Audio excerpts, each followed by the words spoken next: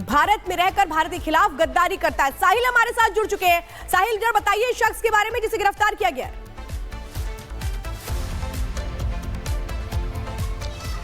देखिए, इस वक्त हम आगरा के बिंदु कटरा इलाके में मौजूद हैं, जहां से आईएसआई एजेंट रविंदर सिंह को एटीएस ने गिरफ्तार किया है। ये मेरे पीछे की तस्वीर आप देख रहे हैं, ये रविंदर सिंह का पूरा घर है।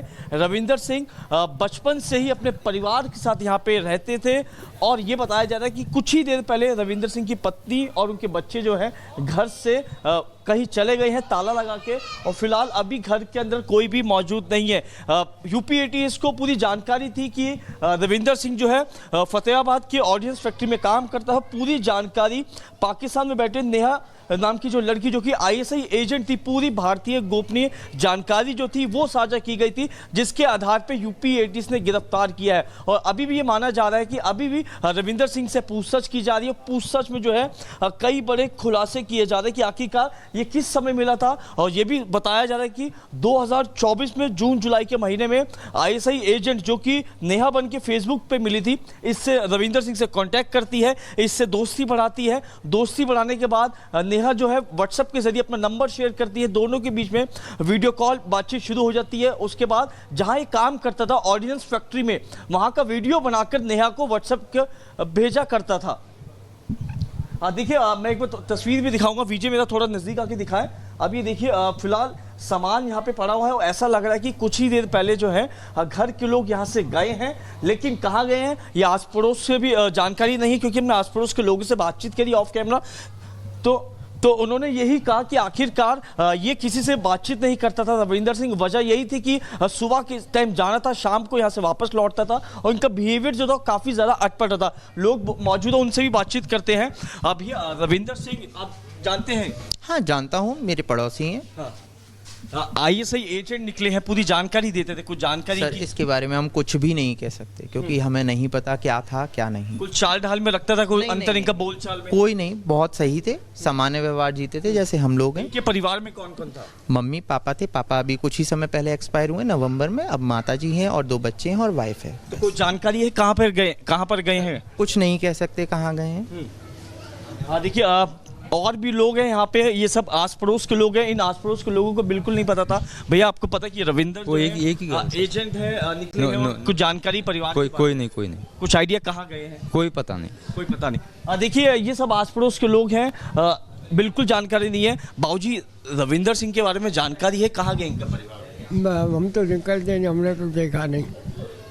यूपी एटीएस इनको लेके गई है। इन पे आरोप है कि सारी जानकारी भारतीय गोपनीय पाकिस्तान एजेंट को देते थे। आपके क्या लगते हैं? और कुछ नहीं, हमारा तो चचेरा वो चाचा का लड़का है। रविंदर सिंह आपके चाचा का लड़का है? वो मर गया, अभी गुजरे हैं, 6 महीने हुए हैं। कभी कोई बातचीत की हो, कुछ ऐसा जानकारी? बोलचाल ना, बिल्कुल बोलचाल नहीं है। बोलचाल नहीं है। तो ये ऑर्डिनेंस फैक्ट्री में काम करते हैं फतेहाबाद? मुझे नहीं मालूम। कभी आपने देखा हो कि कुछ और भी लोग आ रहे हो, कुछ ऐसे लैपटॉप हाथ में कुछ? ना, मैंने नहीं देखा। हम तो निकलते ही नहीं, भीतर रहते, मैं क्या मालूम क्या हो रहा है क्या नहीं हो रहा है। हमसे बोलचाल ही नहीं है। देखिए, भैया, आप रविंदर सिंह के क्या लगते हैं? चाचा लगते हैं हमारे। आपके चाचा है रविंदर सिंह? हाँ। तो कोई जानकारी है कि कहाँ गए इनका परिवार? ये तो मुझे नहीं था, बोला चली तो हमारी भी नहीं है। वैसे पता था कि ये आईएसआई एजेंट है, पाकिस्तान की आईएसआई को पूरा जानकारी? ये तो आपसे पता चल रहा है हमें। कोई जानकारी नहीं है। अटपटा लगा परिवार में, लेट आना जाना, 2-2 4-4 दिन घर नहीं आना, ऐसा कुछ तो उनके में वो शादी चल रही थी, इसलिए लेट वो आते हैं। इनके परिवार में कौन कौन है? परिवार में वो चाची चाचा है, बस यही फैमिली है बस। कहाँ गए हैं, आपको जानकारी है? इतना तो मुझे नहीं पता। खैर, रविंदर सिंह काम क्या करता था एक्चुअली? वो कोई फैक्ट्री में लगे हैं, वो भैया को पता होगी। वो वहाँ पे फिरोजाबाद में फैक्ट्री। फिरोजाबाद में कोई जानकारी नहीं है, कोई चीज बताते थे रविंदर? कुछ नहीं। देखिए, रविंदर सिंह के ये रिश्तेदार हैं, ये पड़ोस में रहते हैं। इनका कहना है इनकी बोलचाल नहीं है, लेकिन इतना बड़ा सवाल है कि आखिरकार रविंदर सिंह यहाँ पे परिवार के साथ रहता था इतने लंबे समय से, और आस पड़ोस के लोगों को भनक लगी कि ये भारतीय गोपनीय जानकारी जो है आईएसआई जो है नेहा, उस लड़की को सोशल मीडिया पे शेयर कर रहा है, ऑर्डिनेंस फैक्ट्री का वीडियो बना के अंदर का देता था। कई ऐसी जानकारी जो महत्वपूर्ण, जो डिटेल शेयर नहीं करनी चाहिए थी, वो डिटेल भी और नेहा नाम की लड़कियों को दी, जो कि आईएसआई एजेंट बनकर इससे बातचीत करी। तो फिलहाल यूपी एटीएस जो है तमाम बारीकी से जांच कर रही है और ऐसा माना जा रहा है कि अभी भी यूपी एटीएस एक बार फिर से इस घर में दबिश दे सकती है, क्योंकि उनका कहना है कुछ और एविडेंस जो है इस पूरे मामले में एकत्रित किए जा सकते हैं। और आप ये तस्वीर देखिए कि घर जो है काफ़ी सब यहाँ पे सटे हुए हैं और ये घर काफ़ी पुराना लगता है। तो इसको देखकर यह लगता है कि रविंदर सिंह काफ़ी लंबे समय से यहाँ पे रहता था परिवार के साथ, लेकिन किसी को जानकारी नहीं थी कि रविंदर सिंह जो है पूरी जानकारी भारतीय जो है वो पाकिस्तान एजेंट आईएसआई नेहा को शेयर कर रहा है। अब पुलिस ने गिरफ्तार किया है। अब परिवार वाले कहाँ पे हैं? लगातार नजर बना के रखिए, क्योंकि परिवार घर से चला गया है, क्यों चला गया है, आस पड़ोस को कुछ भी पता नहीं है कि आखिर किस तरीके से पाकिस्तान से कनेक्शन था रविंद्र का। इस पूरी खबर पे आप नजर बना के रखिए। तभी हाथों में पत्थर लेकर आगजनी करते हुए गाड़ियों में तोड़फोड़ करते हैं। गाड़ियां देखिए, आज भी उसके निशान यहां पर मौजूद हैं। रविवार को जो हिंसा हुई उसमें ये गाड़ियां देखिए जो अभी भी यहां पर टूटी फूटी पड़ी हुई हैं। वो शीतला माता मंदिर जिसके बाहर आग जो है वो गाड़ी के अंदर लगा दी जाती है। और जरा आकाश इधर से तस्वीर दिखाइए, ये जामा मस्जिद की वो रोड है, थोड़ा आगे आ जाइए। ये जामा मस्जिद की वो रोड है, यहां से पूरा पथराव करते हुए यहां तक तमाम जो पत्थरबाज हैं वो पहुंचते हैं और उसके बाद घरों को निशाना बनाया जाता है, गाड़ियों में आग लगा दी जाती है, जिसके निशान अभी भी यहां पर मौजूद हैं। बार बार अभी तक वो वीडियो सामने आए हैं जिसमें कैसे उपद्रवी इकट्ठा हो रहे हैं। एक शख्स जो है वो लोगों को मस्जिद के बाहर बुलाता हुआ नजर आ रहा है। उसके बाद पूरा महू जो है वो कैसे दंगों की आग में झुलसने लगता है, ये हालात बन जाते हैं। और साथ ही साथ जो दावा असदुद्दीन ओवैसी की तरफ से यहां पर किया जा रहा है, जिसमें वो ये कह रहे हैं कि जो पत्थरबाजी है वो पहले जुलूस में जो लोग थे उनकी तरफ से मस्जिद पर की गई। लेकिन इसमें बड़ी बात यह कि खुद पुलिस प्रशासन की तरफ से जो यहां पर जो डीएसपी है उनकी तरफ से इसका साफ इनकार कर दिया गया कि कोई भी वीडियो अभी तक भी जो मुस्लिम पक्ष है उनकी तरफ से नहीं दिया गया है, जिसमें यह बात साबित होती हो कि जो जुलूस यहां पर निकाला जा रहा था, जो अपने हाथों में झंडा लेकर लोग वहां से निकल रहे थे, उनकी तरफ से पथराव की शुरुआत हो। इसके उलट वो तमाम वीडियोस अभी तक आपने यहां पर देखे हैं, जो इस चौक से लेकर बत्तख चौराहे से लेकर मोती महल इलाके से लेकर जामा मस्जिद से लेकर जहां पर उपद्रवी इकट्ठा हो रहे हैं, कैसे वो पत्थरबाजी कर रहे हैं, कैसे चारों तरफ जो है वो आगजनी की जा रही है, घरों को टारगेट किया जा रहा है। ये देखिए, ये वो घर जो अभी भी गवाही दे रहे हैं कि क्या कुछ जो है यहां पर हालात उस दिन बने थे,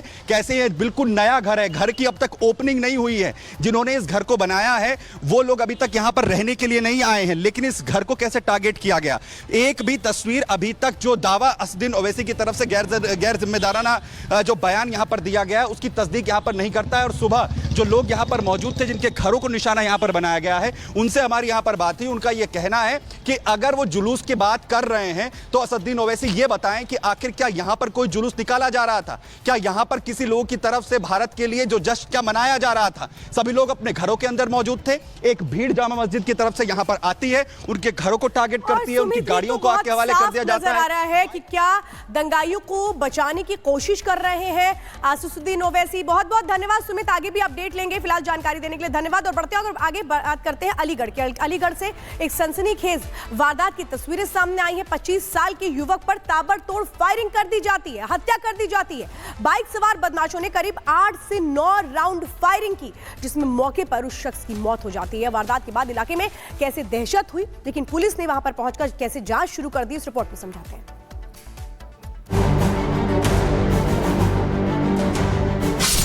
2 बाइक सवार बदमाश आए और एक युवक की गोली मारकर हत्या कर दी। बाइक से आए बदमाशों ने युवक को घर के पास घेरा और 8 से 9 राउंड फायर किए। युवक के पेट और पीठ में 7 गोली लगी है, उसकी मौके पर ही